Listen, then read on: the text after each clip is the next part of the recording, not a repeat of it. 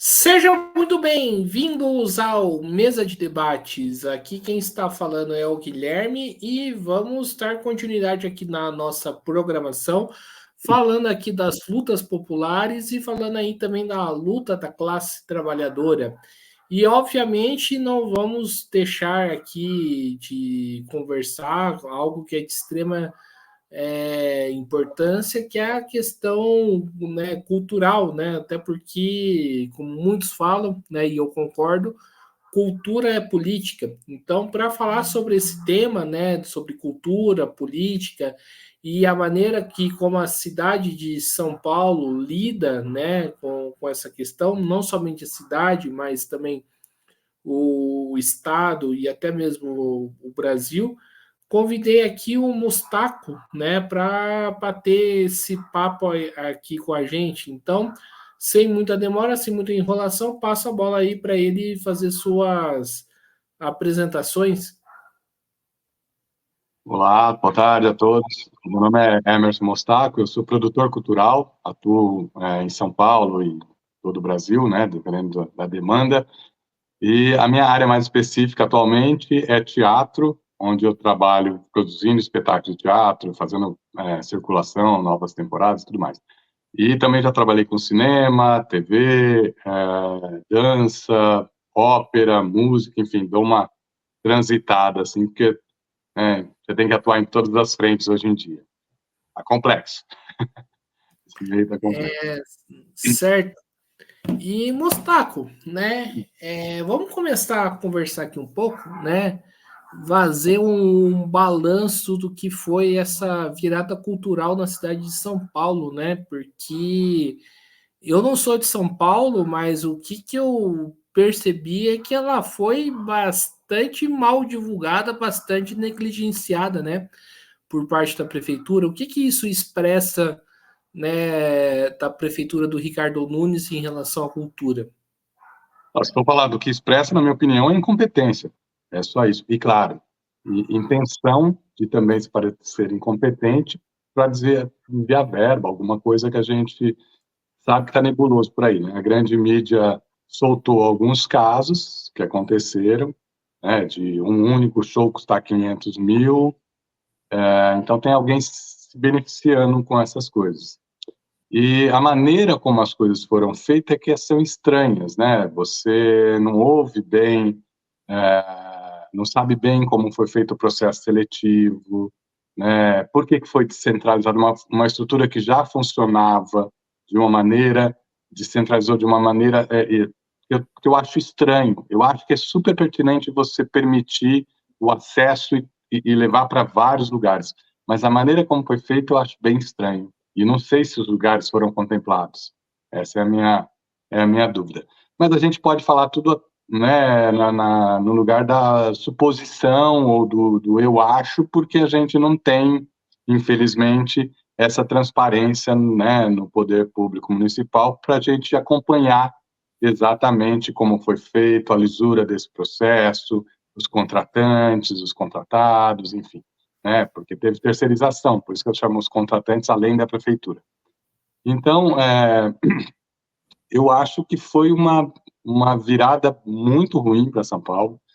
Eu nem gosto, eu particularmente, tá? Agora é uma opinião minha, assim, eu não gosto muito desse esquema de virada, porque me parece uma coisa muito eleitoreira. Num certo período você vai lá e faz um grande evento, mas você esquece que no resto gasta quase toda a verba que você tem num grande evento como esse, e depois tem o resto do ano. E os outros dias do resto do ano? Quer dizer, às vezes um bairro fica sem uma atividade cultural durante 6 meses. Estou falando de uma única atividade cultural num bairro durante 6 meses. E eu não estou falando daquela atividade cultural proporcionada pelo indivíduo, sabe? A companhia de teatro do bairro vai lá e faz a peça de teatro. Eu estou falando do poder público. Sabe? O poder público, às vezes, fica, em uma certa região, ele fica um ano sem fazer nada ali. Então, nesse sentido, eu acho que foi bem ruim, assim. Essa é a minha impressão. Isso, né, você já falou um pouco, isso revela o quê, né, da gestão do município de São Paulo em relação à cultura? Descaso, né? A cultura, ela é um alicerce muito grande, muito forte de uma sociedade civilizada. E quando você mina a cultura, você tira a cultura desse alicerce, ele fica capenga e a ideia é facilitar o domínio daquela sociedade, né? Então, se você recorrer ao mito da caverna, de Platão, você vai chegar nesse lugar. Então, tudo que a gente puder criar um pânico, criar deixar a pessoa menos inteligente, não deixar a pessoa acessar o pensamento, o conteúdo, né, a cultura, você manipula melhor aquela sociedade. E geralmente eles usam religião, o medo, a teoria do medo, para manipular essa sociedade. Então você pode ver, um governo que atua na violência, no moralismo exacerbado e destruindo a cultura, é um governo fascista, né? É um governo que quer destruir mesmo para manipular. É só para isso, só para ter o domínio do poder e poder dizer o que fazer, como fazer, do jeito que vai fazer, e fazer isso de uma maneira muito mais tranquila, né? Porque um povo que não pensa, um povo que não reage, oferece menos obstáculos para eles. É, certo. E falar um pouco aí da questão da democratização, né, da cultura, né? Porque São Paulo é uma cidade que tem uma vasta expressão cultural, né? Isso é fato, Uhum. né? Sim. Até mesmo pelo tamanho, mas só que é muito antidemocrática, né? Porque tem alguns lugares que né, muitos não conseguem acessar, né? E como fazer isso para democratizar, né? Qual que é a importância da política pública para a democratização da cultura em São Paulo? Então, eu acho que tem uma questão da democratização que é muito mais ampla, porque você tem a democratização geográfica, que é você levar naquele lugar onde o acesso é mais difícil, onde as pessoas têm mais dificuldades, né, de que as coisas cheguem até lá, por distância, por maneira de acessar, transportes, enfim, estrutura, às vezes. Tem uma outra forma de acessibilidade que é difícil também, que é a maneira como o conhecimento chega até lá. Uma coisa é a ação cultural, outra coisa é o conhecimento para aquilo. E depois também tem essa dificuldade financeira de acessibilidade, né? Então, eu acho que muito se fala hoje, virou um termo da moda, falar de acessibilidade, mas só se fala, não se cria políticas de estruturas de acessibilidade, né? Porque quando eu chego e falo para você, não, agora nós ampliamos, então vamos criar um edital que o pessoal que mora mais distante, de uma periferia mais distante do centro de São Paulo, tem uma pontuação maior. Isso não é uma forma de você dar, né, acessibilidade. Isso é só uma maneira de você fazer eles concorrerem só. Mas porque, na verdade, o que eles merecem é tudo aquilo que eles nunca tiveram, porque não teve acessibilidade lá, porque nunca foi. Então, é quase irresponsável eu pegar um grupo de teatro, por exemplo, que está começando a sua trajetória, porque agora tem um espaço, agora tem uma verba, ou agora tem as pessoas que chegam até lá, ou agora tem um conhecimento através do livro, através do estudo, enfim. Agora ele está tendo, porque tem um céu ali, está se discutindo isso. É quase irresponsável pegar essas pessoas e colocar elas no edital que elas vão concorrer com pessoas que estão há 50 anos herdeiros de um fazer teatral que é super complexo, construído. E eles vão concorrer no mesmo lugar, certo? E tentando falar todos os outros itens do edital. Então, isso para mim não é inclusão, isso para mim não é acessibilidade.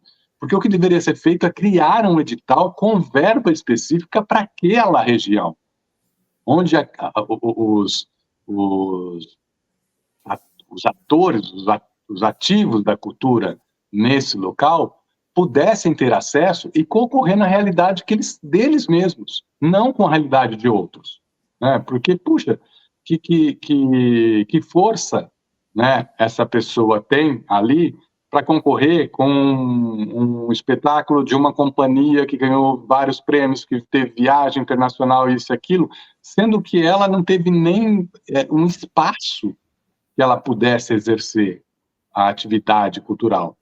Então, é muito dispare, né? Então, eu acho que o pensar dessa acessibilidade tem que partir daí, tem que partir do princípio que quem precisa do acesso precisa desde o início, do princípio, precisa do local, precisa da estrutura, precisa de uma verba que ele vai concorrer com os seus iguais e não com os diferentes, e ao mesmo tempo eu também não tiro de uma estrutura que está caminhando de uma certa forma, porque quando você divide, você não investe em nenhum dos dois lugares, você só faz os dois lugares brigarem pelo mesmo farelo de pão, né? E a verba da cultura, ela é ínfima, ela é muito ridícula, se você parar para ver, comparando com outras verbas de outras secretarias, né? Porque tem-se aquela ideia de que vamos dar uma migalha para esse povinho não chorar, sabe? Acho que é mais ou menos essa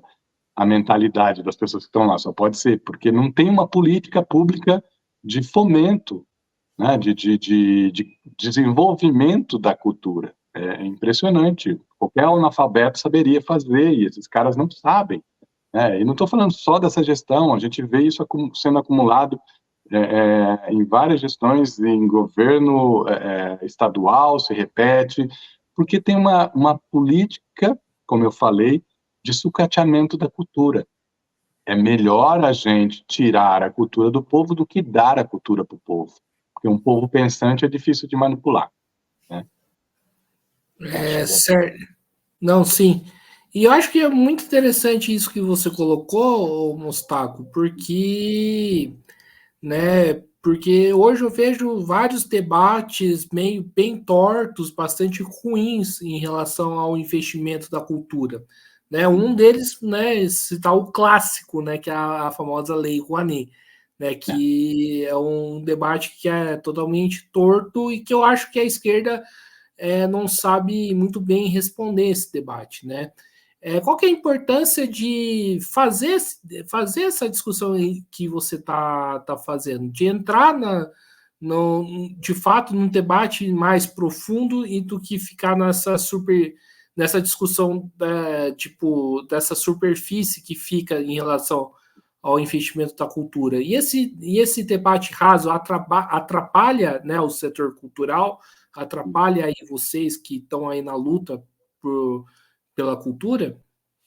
Atrapalha muito, porque a gente nunca tem uma política, né, pública para isso. Então, na verdade, esse sucateamento cultural, eu digo, ele vem a longo tempo e agora, por incrível que pareça, nos últimos anos, depois de um governo federal nefasto e esses seguidores que tem aí, a coisa foi piorando.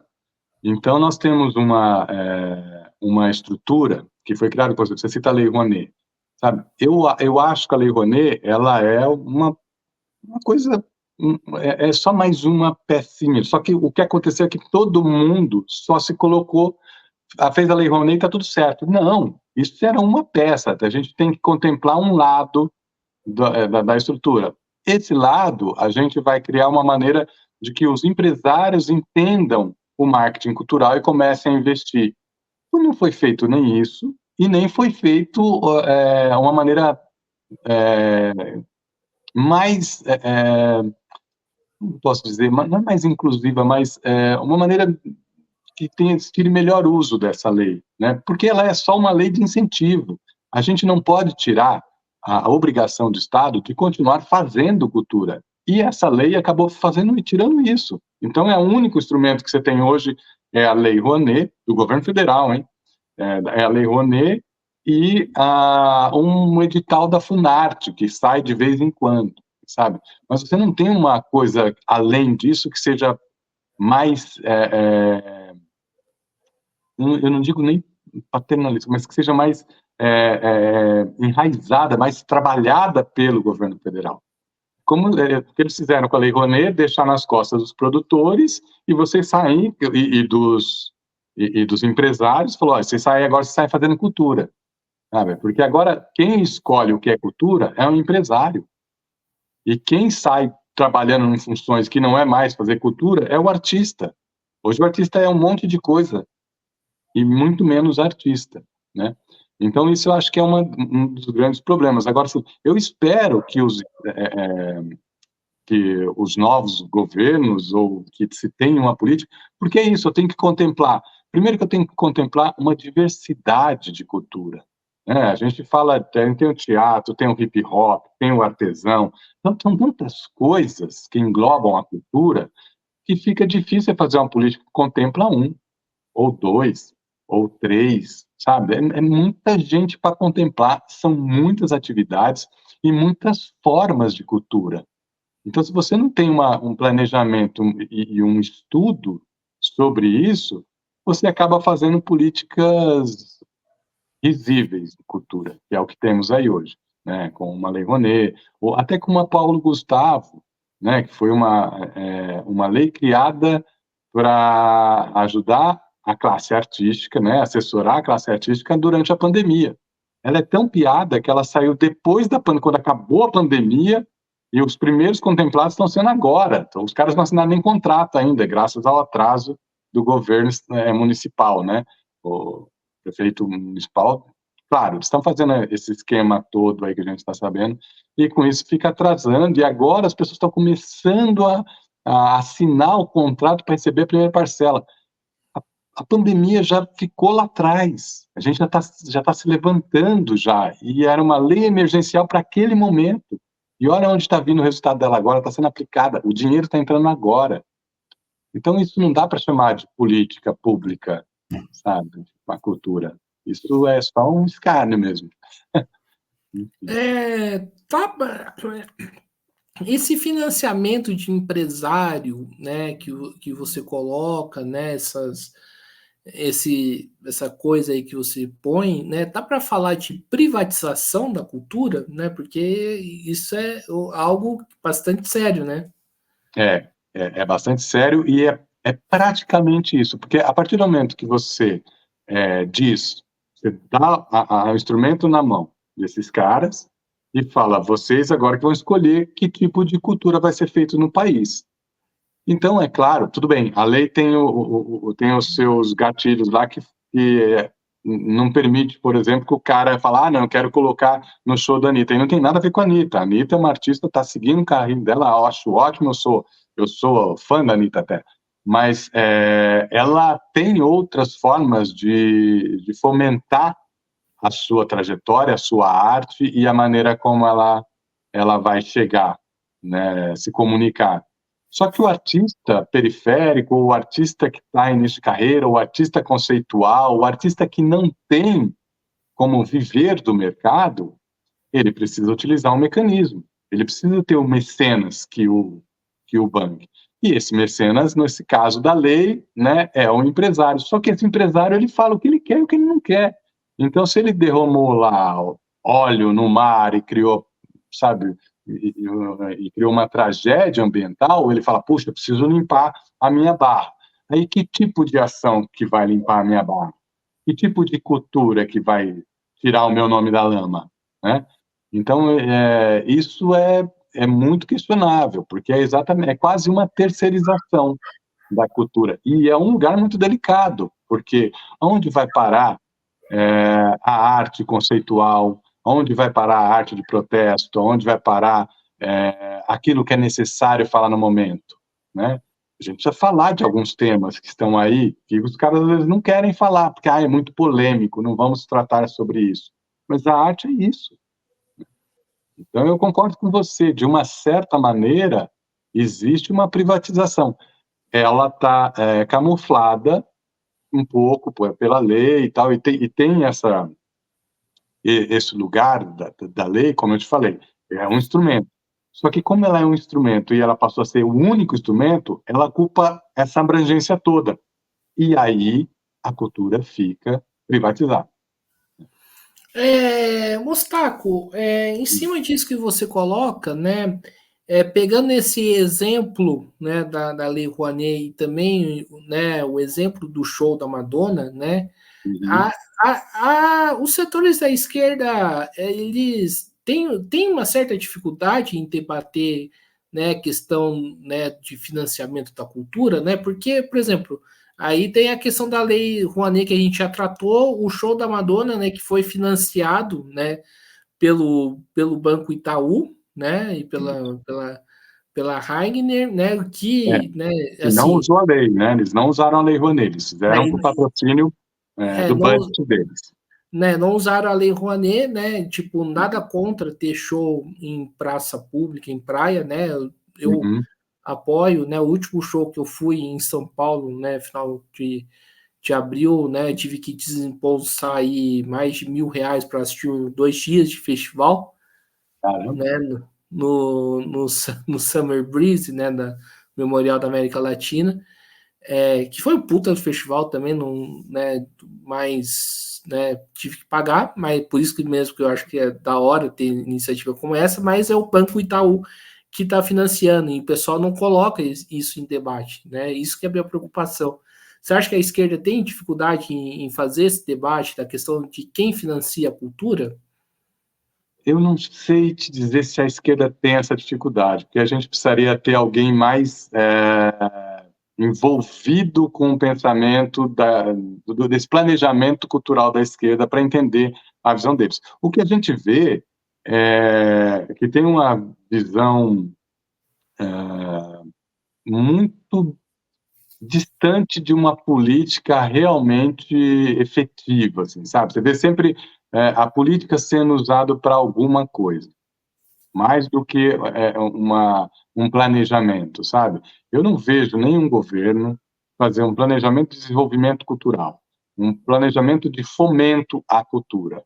Eu vejo sempre, tipo, vamos... Por exemplo, estive recentemente numa reunião do Ministério da Cultura, com as pessoas que estão à frente da Lei Rouanet e tudo mais, e a preocupação era essa, tipo, agora vamos instrumentalizar as pessoas do norte do país a usarem a Lei Rouanet, sabe? Mas aí cai nesse mesmo lugar que eu falei, mas isso não é uma política, né, de cultura, até porque a gente sabe que lá no norte poucas empresas vão ter um interesse de investir, né? Você tem uma das maiores festas do país, que Parintins, que ela movimenta uma grana violenta e as empresas têm muito interesse naquilo lá, porque como o carnaval no Rio, Parintins é um fenômeno, e esgota os ingressos e vem gente do mundo inteiro assistir, é uma coisa absurda, mas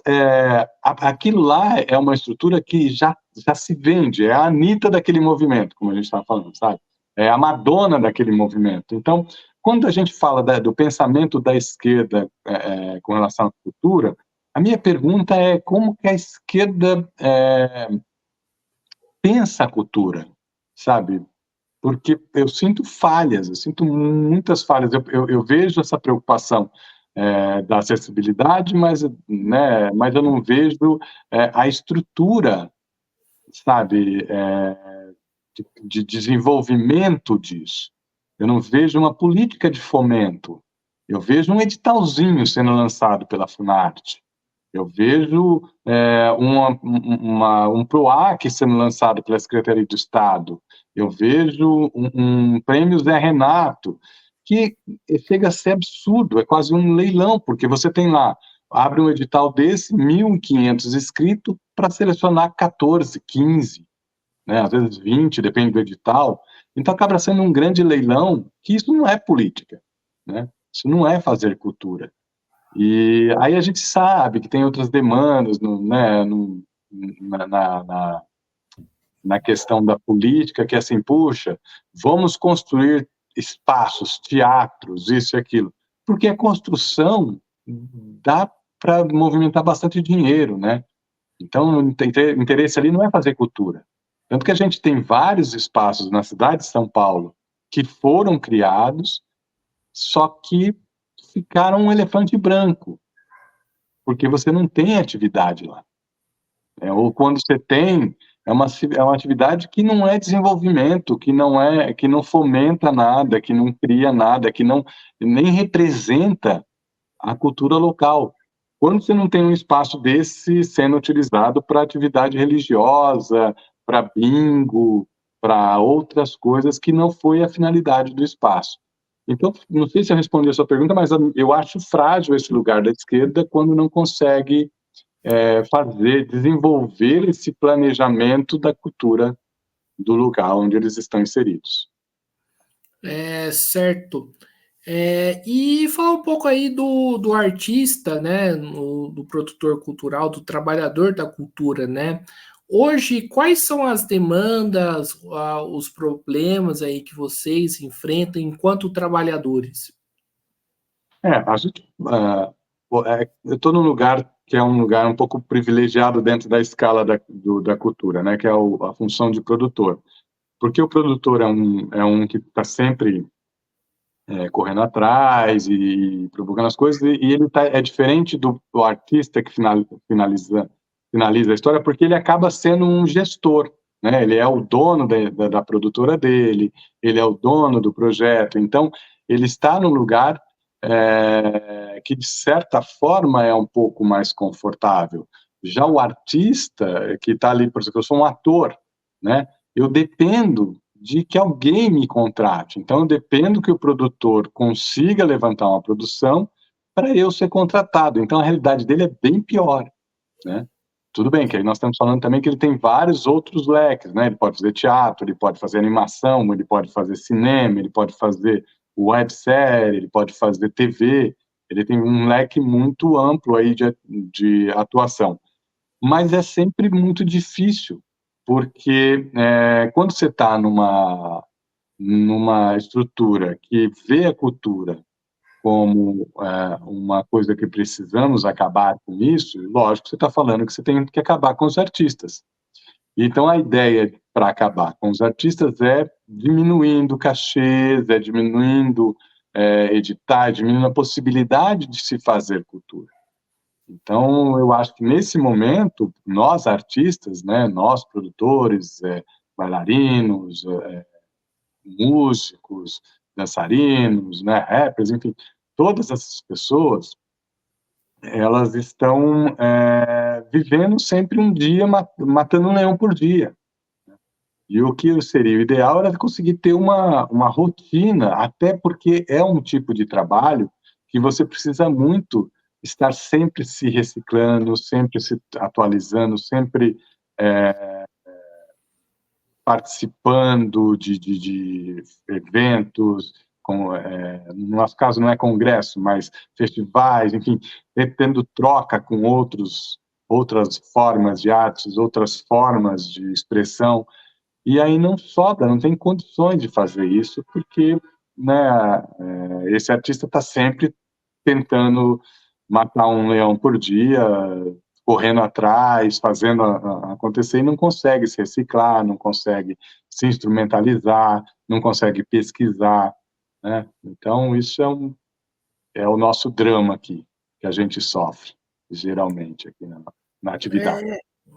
Gustavo, eu acho bastante interessante isso que você falou do produtor, né? Porque às vezes, e eu penso da seguinte maneira, às vezes o pessoal tem uma visão de produtor, né? De que é o grande produtor que traz grandes eventos, né?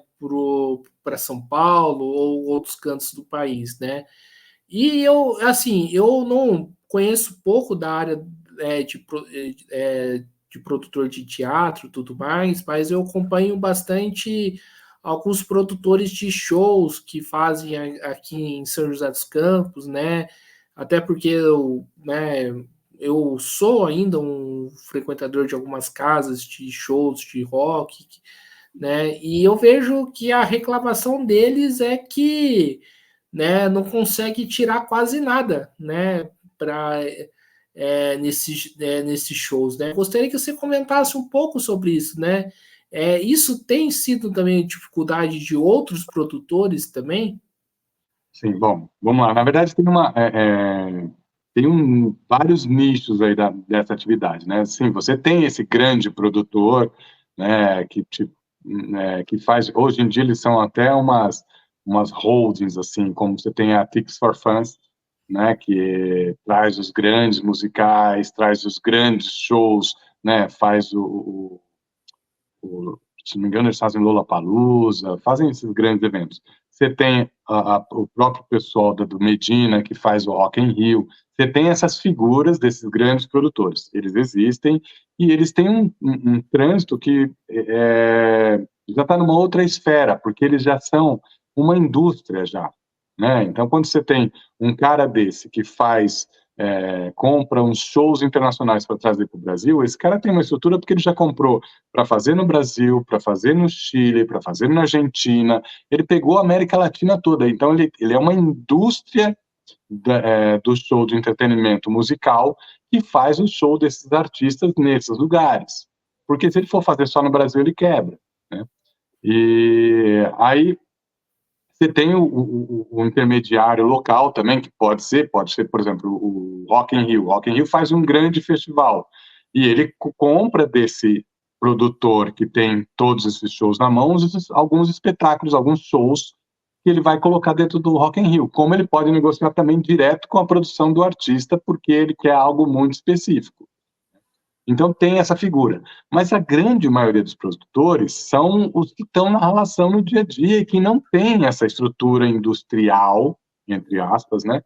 Que os outros têm. Então esse é o que vive de editais, que vive de porta em porta, sabe? Batendo uma casa de show, fechando, tentando conseguir patrocínio, tentando conseguir vender para uma prefeitura, para uma secretaria do Estado, para uma organização, para uma ONG, enfim, existe, às vezes, uma entidade particular. Então, existe esses produtores que estão aí o tempo todo, e um mesmo produtor pode transitar por todas essas áreas, né?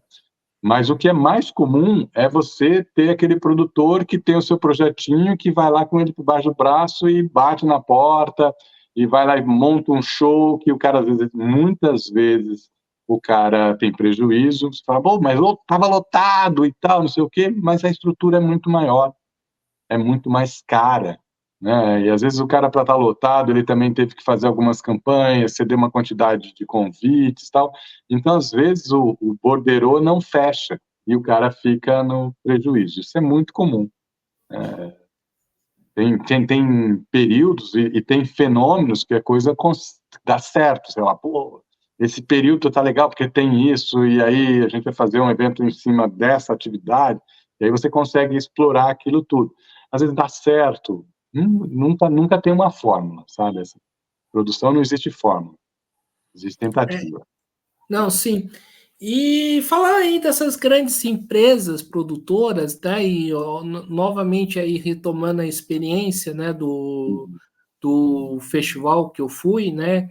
Eu fui nesse festival nesse ano e eu fui no mesmo festival no ano passado também, né? Uhum. E no final do ano passado teve todo aquele BO, né, do show da Taylor Swift, onde que morreu uma jovem, né, no Rio de Janeiro por negligência aí da produtora, né? E Uhum. eu tava comentando, né, com a minha irmã no telefone, né, de que eles colocaram os mesmos tampões em torno do Memorial da América Latina, né, para o pessoal de fora não ver o que tá acontecendo lá dentro, né?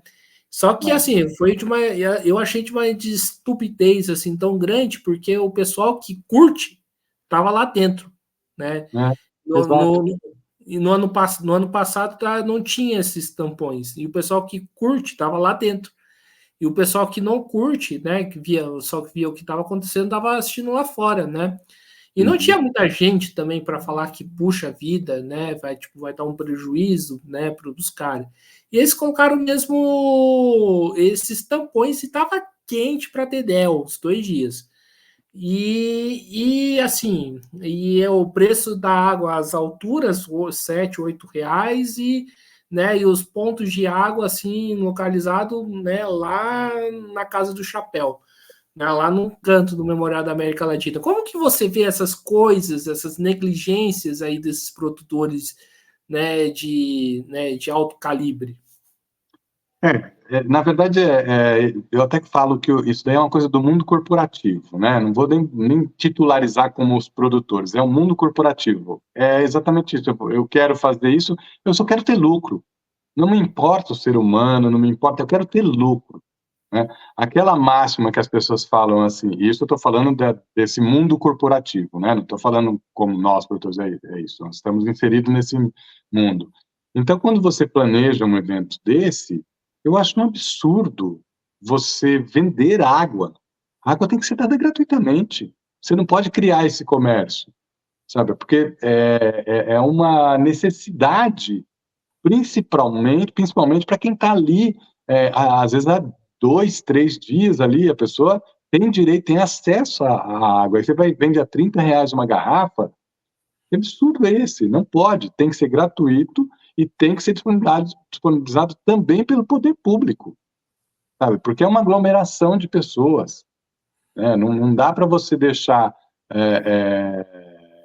que uma estrutura assuma isso. Porque o show é aquilo que a gente falou, o show daqui a pouco não se paga. Mas o problema é que a gente também não está falando que esses produtores ou esses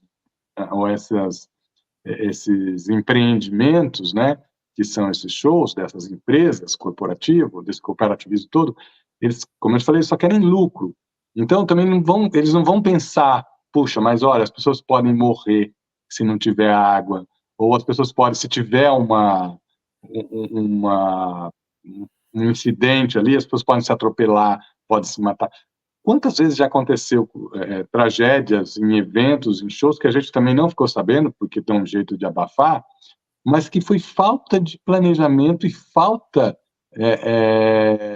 de consideração ao próximo, sabe? É aquilo, para eles a conta não fecha. Se eles forem fazer o projeto ideal, eles não ganham dinheiro.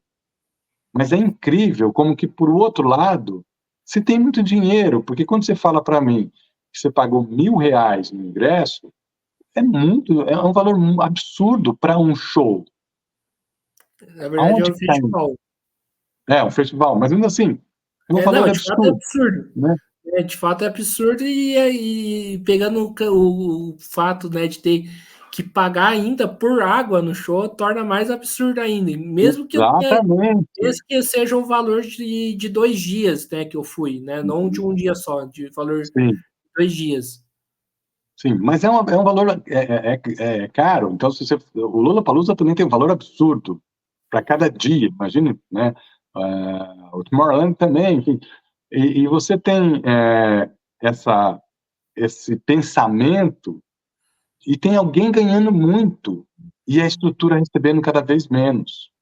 Então, cada vez a estrutura vai ficar mais defasada. Então, por exemplo, agora, nos próximos 2, 3 anos, talvez a água não seja uma questão, porque aconteceu essa tragédia com essa adolescente no show do Rio de Janeiro da Taylor Swift. Mas daqui, passado um pouco, quando as pessoas esquecerem dessa tragédia, vai se ter o mesmo descomprometimento, vai se repetir o que aconteceu com essa adolescente, vai se repetir, porque ninguém está preocupado em fazer um show onde você pense nas pessoas que estão ali, né? O pensamento é mercantilista, eles só querem saber da grana, sabe? Queremos a grana e dane-se as pessoas. Só que você tem que ver, às vezes, você que está comprando ingressos, os pais, as pessoas que estão comprando ingressos, que a gente tem que começar a exigir isso, sabe? É incrível como você vai numa sala VIP do aeroporto, né? Porque você tem um cartão Black e tal, e você chega lá e você é tratado de uma maneira que você fala assim, nossa, eu devia ter pago R$ 1.000 para estar aqui, porque, né? Você come de graça, você acessa as coisas, você tem massagem. Sabe? Eu nunca vi ninguém sair reclamando de uma sala dessa. Sabe? E é o mesmo corporativismo. Só que ali é um público-alvo que o que ele potencializa para o cara financeiro é muito maior, né? Para o cooperativismo é muito maior. Já um evento de um show é um aglomerado. Então, como contemplar o aglomerado? Dá o show para eles, é só o show, nada importa. Eu lembro que nos primeiros Rock in Rio as pessoas ficavam na lama, sabe? Nunca ninguém perguntava, falava, meu, Como que você pode pagar o preço que você pagou para você ficar lá no meio da lama? E, né, cara? Você fica lá, porra, 4, 5 dias, nem lembro quantos dias são, quando foi o Rock in Rio, não sei se foram, o primeiro foi 10 dias, eu não lembro mais. Mas enfim, as pessoas lá não, sai, você comprava uma roupa bacana, porque você quer ir num evento desse com uma roupa bacana, chegava lá e jogava no lixo a roupa, porque não teve um pingo de respeito. É como você falou, pô, a água fica lá quilômetros. Mas se todo mundo começar a passar mal porque não tem água lá, acabou o show. Então é ruim para os caras também. Mas eu acho que o problema maior é isso. A gente tem a gente não tem a disciplina de exigir. Você pode ver que na Europa algumas coisas não acontecem, exatamente porque o público de lá é um pouco mais exigente. Fala, não, se eu vou para um lugar desse, eu tenho que ter direito a isso, a isso, a isso, a isso. Aqui, cara, você não tem direito nem à segurança. Você está dentro do evento, dependendo do evento, você roubam o seu celular e está tudo certo. Sabe? Não tem uma estrutura.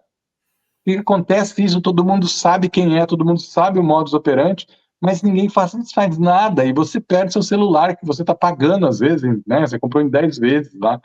Você está lá filmando e você perde seu celular. E eu não estou falando disso só em evento aberto, não. Eu digo em evento fechado mesmo. Porque é isso. Quantas pessoas já foram assaltadas dentro de um festival desse esporte? Né?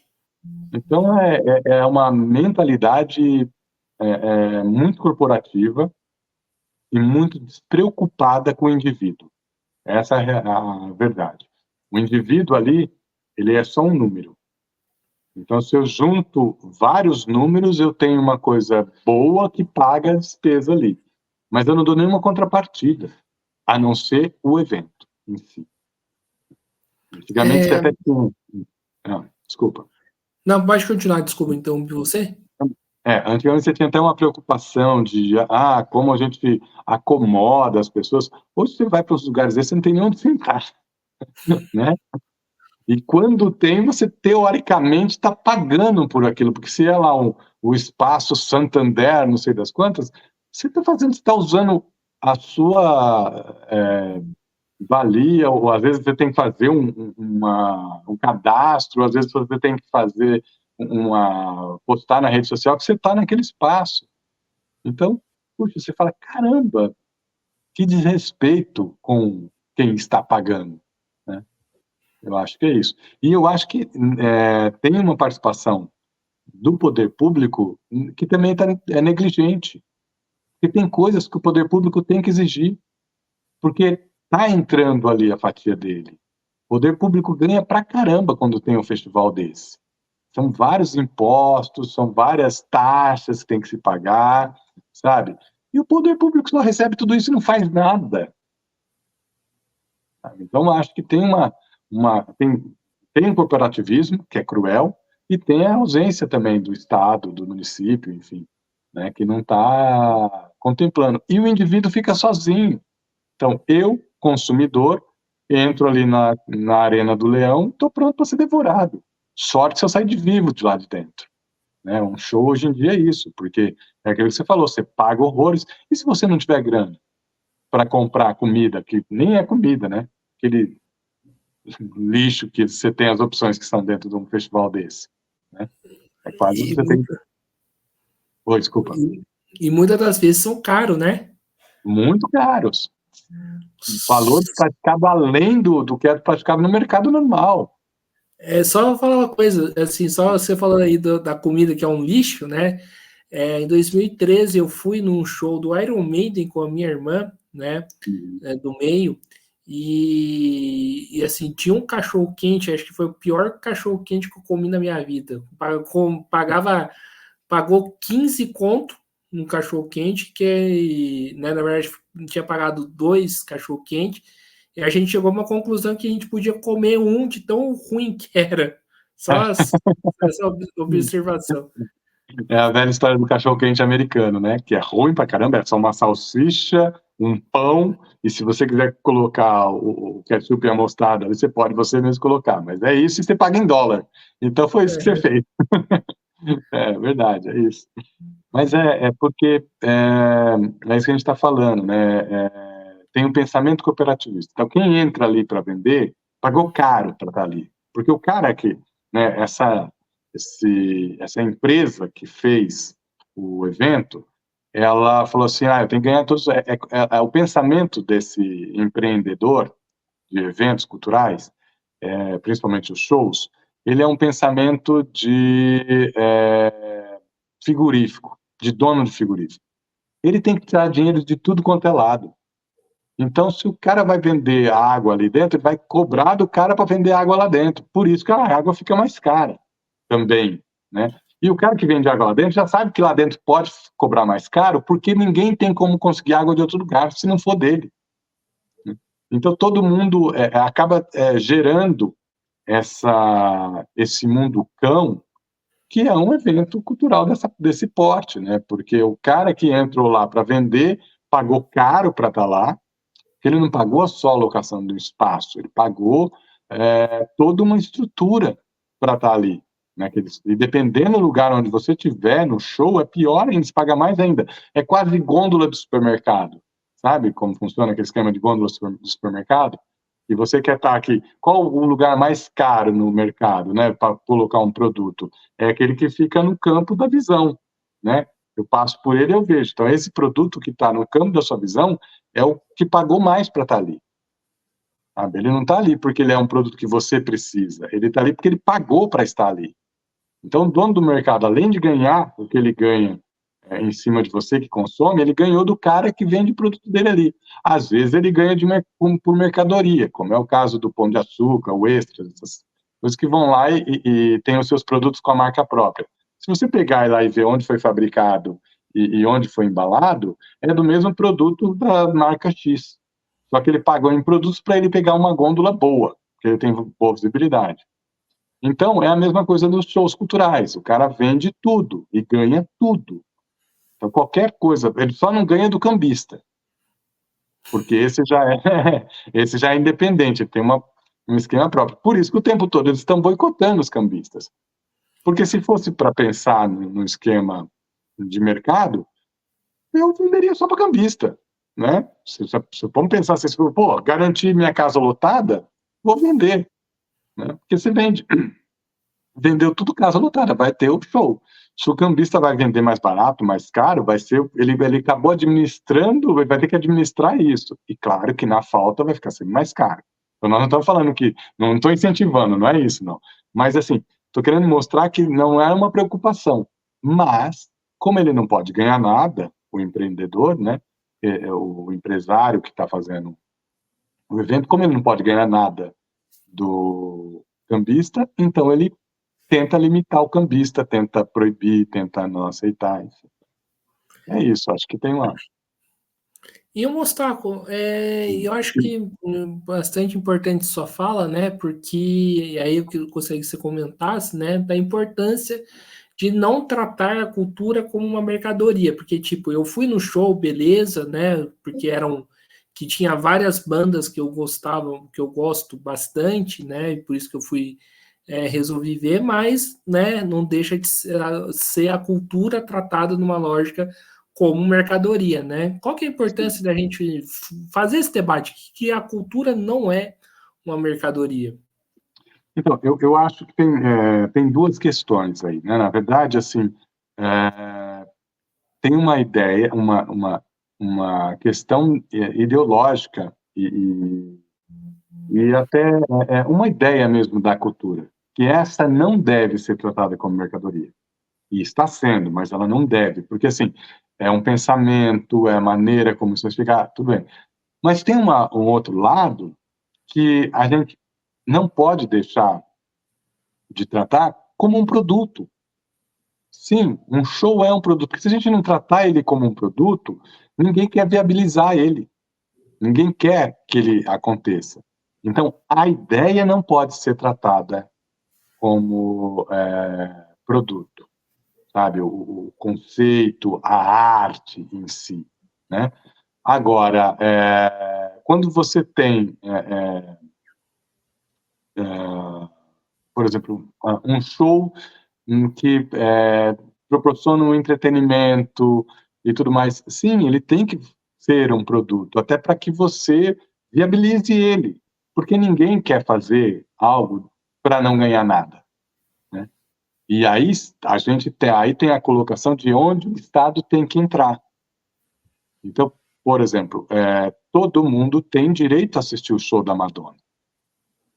Então, cabe tanto ao Estado a proporcionar isso, ao Estado, à federação, às empresas, a proporcionar com que as pessoas tenham acesso a um show, porque é um mega show, um espetáculo incrível, né? Quem teve lá, eu já tive em outros shows da Madonna, eu já assisti presencialmente e vi o quanto é mega a estrutura. E todo mundo tem direito a ter esse acesso. Não pode ser só o cara que está lá no topo da pirâmide, sabe? Sim. Todo mundo tem que ter. Só que ele só vai poder ter acesso a isso quando isso for um produto. A Madonna, dos shows dela, alguns não vieram para o Brasil porque não era um produto, porque não tinha alguém que bancasse esse produto, sabe? E quase que essa turnê não vem porque não tinha alguém que bancasse essa estrutura que é esse produto. Então, o lugar do produto, ele é um lugar delicado, porque é isso, a ideia não pode ser, a arte não pode se tornar um produto, sabe? Mas a comercialização é de um produto. Até porque aí rende muita coisa. Hoje a cultura, ela é, sem sombra de dúvida, o melhor investimento de qualquer país, e principalmente no Brasil. Porque com o advento da Lei Rouanet, né, o Estado investe pouquíssimo e tem um retorno muito grande. Né? O show da Madonna ficou em 75 milhões, né? Acho que foi isso o valor, né? E juntando com, acho que foi 40 milhões do Itaú, 25 da RAI e 10 do governo municipal do Rio de Janeiro, né? A Prefeitura Municipal do Rio de Janeiro. Então, acho que foi 75 milhões. Deu 300 milhões de retorno para a cidade. Desses 300 milhões, 10% foi de impostos.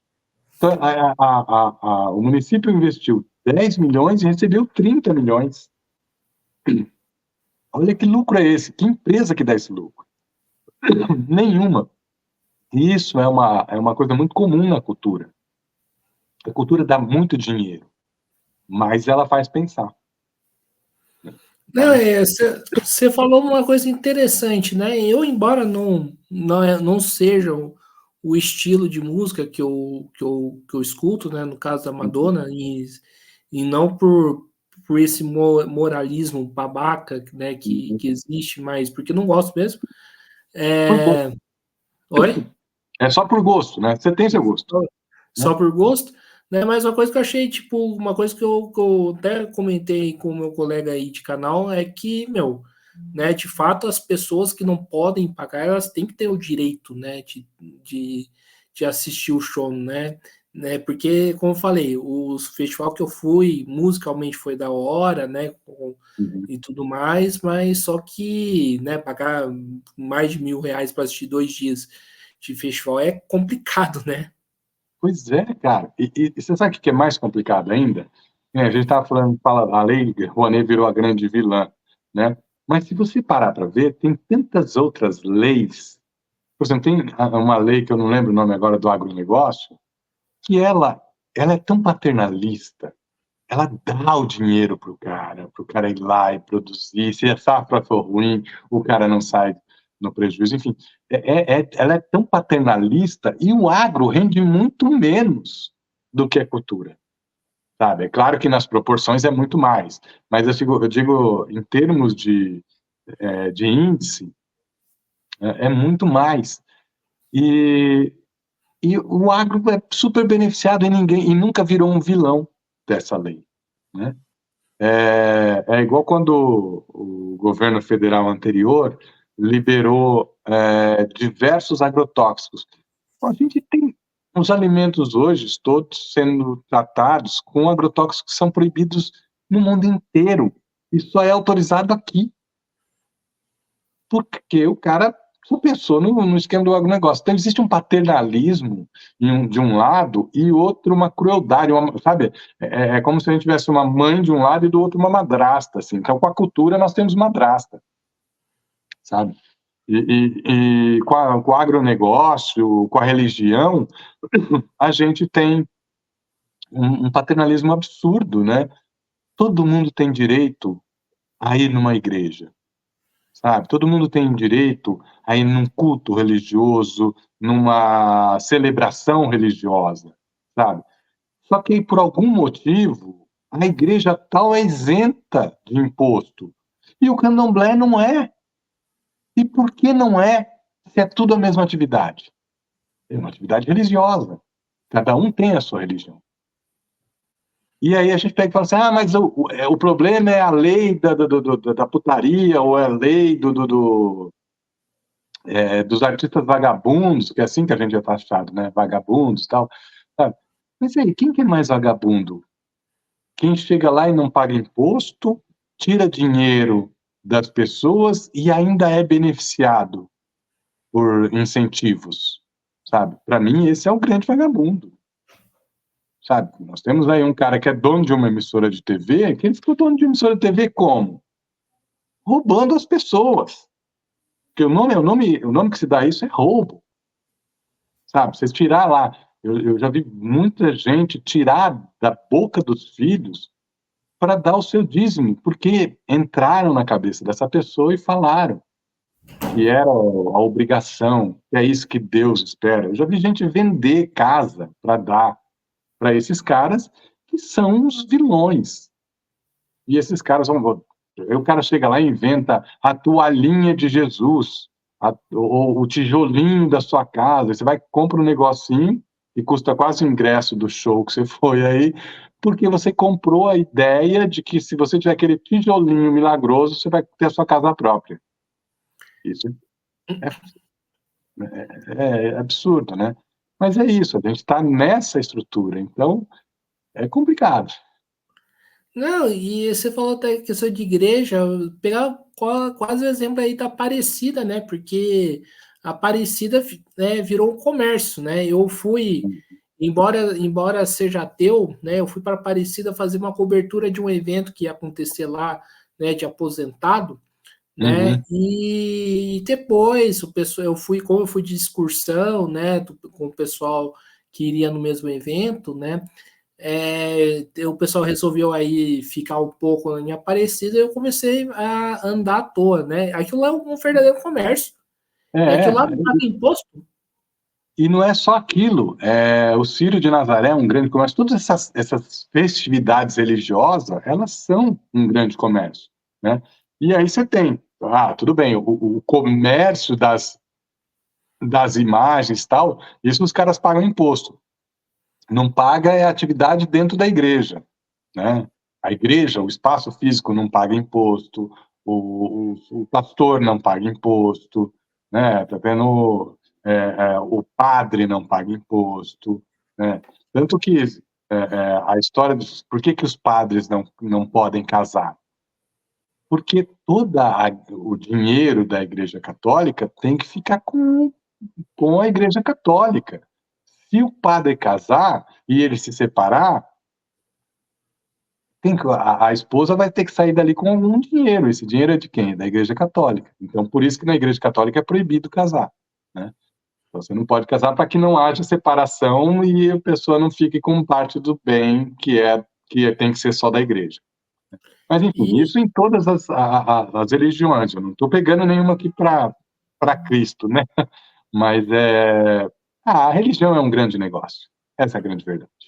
não, sim, e o que eu acho mais, né, louco dessa questão toda, né, é que o mesmo pessoal que vem com esse discursinho fajuto, né, de que não, tal, né, muitas das vezes tem muito artista que vem com esse discurso fajuto, mas utiliza da mesma lei ou de leis que acabam beneficiando mais, né, como, por exemplo, os próprios artistas sertanejos, né, também. Não, eu acho a hipocrisia é o pior lugar da sociedade.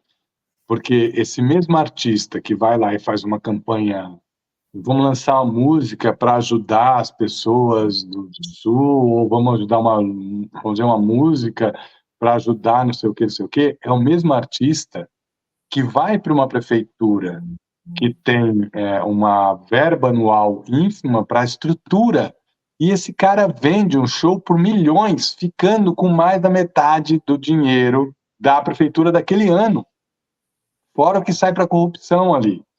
Então, que mentalidade é essa desse cara? Para que ele quer ajudar alguém numa tragédia se o pessoal ali tem uma verba que às vezes era para educação, para saúde, e o cara ficou com dinheiro, embolsou esse dinheiro para o show dele. E eu dou nomes aqui porque a sociedade já deu esse bolsonarista desse...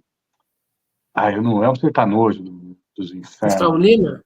Gustavo Lima, exatamente. Sabe, esse cara é uma aberração. E você viu quantos escândalos estavam envolvidos, que apareceram, de shows que ele vendeu para a prefeitura. Cara, cidadezinhas com pouquíssimos habitantes. Aí que verba que aquela cidade tem, cara, para levar um show de Gustavo Lima, e precisa, sabe, ter um show de Gustavo Lima naquela cidade, com tanta coisa, com a diversidade cultural que aquela região tem, sabe? E isso eu acho que é uma questão delicada também. E que eu acho que as pessoas... Aí eu falo do planejamento cultural, né? Tem uma coisa de que levar grandes nomes para tal lugar, e eu acho que é legal você acessar, fazer as pessoas acessarem as coisas. Não é isso que eu estou falando.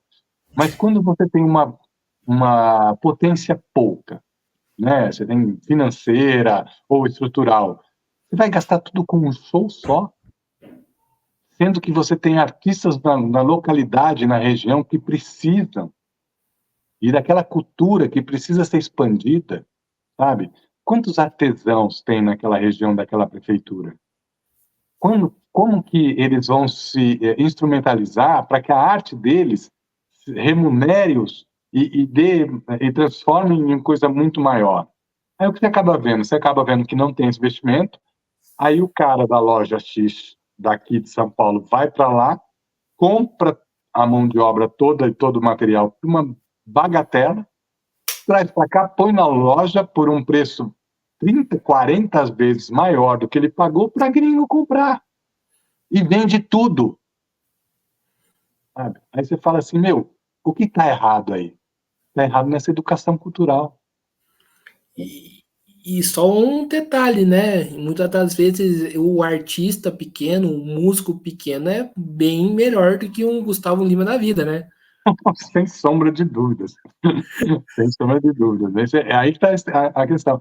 E às vezes, cara, tem uma coisa. Eu estava esse tempo atrás, vou falar de Globo, mas enfim, assistindo um documentário que virou uma série documental da Globo, que era... Eu não estava dando... Por um acaso, eu estava lá assistindo alguma coisa, porque eu estava fazendo alguma coisa, trabalhando, e a televisão estava ligada, e acabou entrando isso, e começou porque ia passar o primeiro episódio dessa série documental, que era sobre o MC da Leste. Que, assim, eu pouco conhecia o MC da Leste, eu conhecia uma coisinha ou outra, soube que ele foi assassinado, mas não tinha referência sobre o cara. E aí eu comecei a assistir e comecei a me interessar. Primeiro, quem filmou, quem fez o documentário, eu acho que era alguém envolvido daquela localidade, porque fez um trabalho artístico maravilhoso, com uma crueza nas imagens, sabe, sem fissura, sem nada. E, pô, é incrível. Eu fiquei vidrado no documentário, sabe?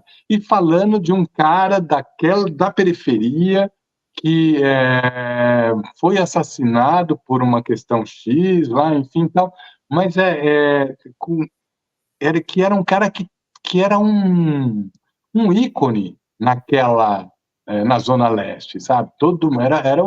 Era o ídolo da Zona Leste, né? E depois a música dele cai na boca de um outro ícone da Zona Leste, mas aí de uma maneira muito mais ampla e muito mais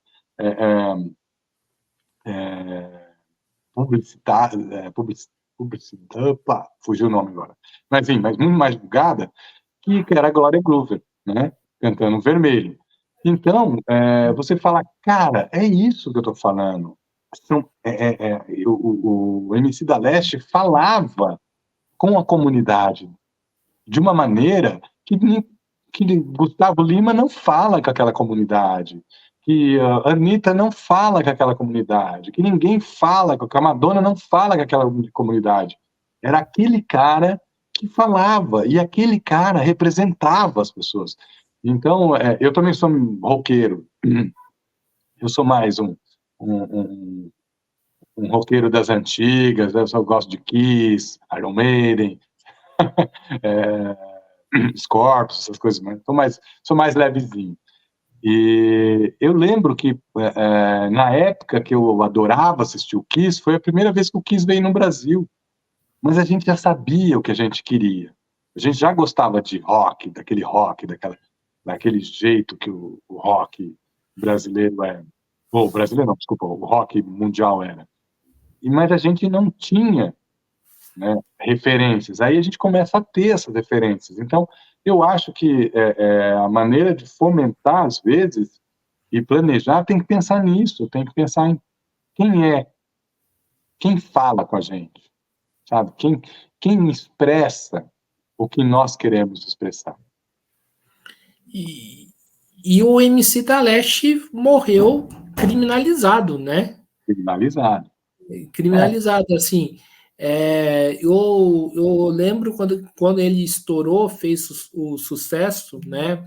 Quando teve aí as manifestações de 2013, né? Uhum. E eu parei para escutar uma música dele e falei, caraca, esse moleque, esse, assim, tipo, o pessoal falava que o moleque era, né, era envolvido com crime e tudo mais, não tenho certeza disso, mas eu peguei para escutar essa música né, de protesto, que o cara falou assim, meu, moleque, assim, é diferenciado, né, e morreu criminalizado, né, e esses, né, Gustavo Lima da vida, né, tipo... Comete vários crimes. Comete vários crimes, aí é adorado, né? Você falou até mesmo, né? Tipo, como que o julgamento moral, né, desse povo é meio coisa, né? Eu estava até comentando assim, né? O pessoal, eu vi posts assim da Madonna falando, mas o show da Madonna é um show satanista, né? Aí nesse festival que eu fui, tem uma banda que eu gosto. Tem uma banda que eu gosto muito, que me levou, né, inclusive, a comprar 2 dias de festival, né, chama Merciful Fate, né? O show do cara é o seguinte, é um crucifixo de ponta cabeça, com pentagrama, e o maluco, né, entrando, né, tipo, com o fantasiado aí do Papa do Demônio, andando com uma máscara de bode. Aí eu falei, caraca, por que não falaram que esse cara era satanista? Dá certo que o show do Merciful Fate não tem expressão quase zero perto do que a Madonna, mas, porra, né? Não, tipo, o Alice Cooper é o quê? Satanista. Você assiste aquilo lá e fala, caramba, é Satã. Só que é isso, é que você, como você disse, você é ateu, né? Se você não acredita em Deus, você não vai acreditar também no demônio. Então é só uma alegoria, né? Então, essa é a verdade. E é uma alegoria. Mas assim, que eu falo, não é questão nem disso, mas eu falo que assim, é a questão do julgamento moral. Sim, sim. Não, né? e é tão absurdo, né, que se você parar para ver essa coisa, por exemplo, da Madonna. Madonna é uma das pessoas mais religiosas que eu conheço. Sabe, primeiro que a mulher fosse se meter numa das religiões mais, que eu acho mais complexas, né? A menina, ela foi lá estudar a Torá, cara, que teoricamente é a primeira Bíblia, né? Enfim. Então, ela gosta disso. E o que ela faz ali, o mise-en-scène que ela faz ali, não tem nada de satanista. Tem de questionamento, sabe? Tipo, cuidado, olha, não deixa que essa divinização de um elemento mude o que é a essência do ser humano, sabe? Que é amar o próximo. Você tem que primeiro... Essa é a única coisa, cara. Se existe um Deus, a única coisa que ele disse é amar ao próximo. E a única coisa que eles não conseguem fazer, né? Eles têm um ódio do próximo. Se você não pensa como eu tenho que te odiar, eu tenho que te matar, eu tenho que te apedrejar, eu tenho que te colocar rótulos, né? E tem e tem manifestações artísticas que usam, né, esses símbolos para se manifestar e para se expressar. Então, eu não conheço a banda que você falou, mas eu acredito que seja uma maneira dele de manifestar e de se colocar de uma maneira mais rebelde com esse sistema que está aí, que é opressor em um outro lugar, né? Então, tem uma leitura para isso. O cara não colocou aquela cabeça de bode só por ter colocado. Não, Ele sim. tá jogando, ele tá fazendo um mise-en-scène ali, né? Não, sim. Não, sim. Emerson Mostaco, a conversa tá boa, né? Mas acho que Pô, vamos precisar encerrar aqui, né? Quero aqui agradecer a sua participação pelo bom papo, né? Nem virou uma entrevista propriamente dito, né? Assim, mais um bate-papo, e acho que isso é bastante interessante. E quero legal. agradecer a sua participação e passo a bola aí para você fazer suas considerações finais. Pô, eu que te agradeço, o espaço aqui, acho muito importante que tenha espaço como esse, porque nós estamos numa era que a internet domina tudo, né? Se a gente também não tiver nesses espaços, daqui a pouco a narrativa vai ser uma só. Então eu quero dar os parabéns, você deve estar, e deve ser uma luta manter esse canal, manter esse podcast, porque não deve ser fácil ficar fomentando, trazendo ideias, propondo as coisas. Quero te dar os parabéns por você estar nessa luta e que vocês continuem e o público continue curtindo, continue seguindo aí, que é fundamental. E quero agradecer a oportunidade de estar aqui com vocês para falar sobre os diversos temas. A gente acabou tratando de diversos temas aqui, né? Que era para ser mais focado, mas ampliou-se tudo. Então, né, então, muito obrigado aí pelas palavras. Então, novamente aqui agradecendo ao Emerson, também agradecendo a você que estiver nos assistindo. Peço aí que se inscreva no canal podcast Mesa de Debates Dito no Pouco, acompanhe o nosso trabalho, curta, compartilhe, comente aí as nossas entrevistas, matérias, programas e segue a gente nas redes sociais. Nós estamos no Facebook, TikTok, Instagram e no Kawaii, né? E quem puder aí, colabore aí com o nosso Pix 385 007 028 00 CPF. Lembrando que nós somos uma mídia independente, não recebemos aí dinheiro nem do Estado, nem do capital privado, né? Então o nosso podcast é mantido aí, né, com o nosso suor, né? Então por isso que a gente consegue trazer o Mostaco e outras pessoas também. Então, quem puder fazer uma contribuição financeira para a gente poder expandir, né? A gente está numa fase aí para chegar a 10 mil inscritos e até muito mais do que isso. Colabore aí com a gente. Então, é isso aí, pessoal. Por hoje é só. Um forte abraço e fui. Valeu.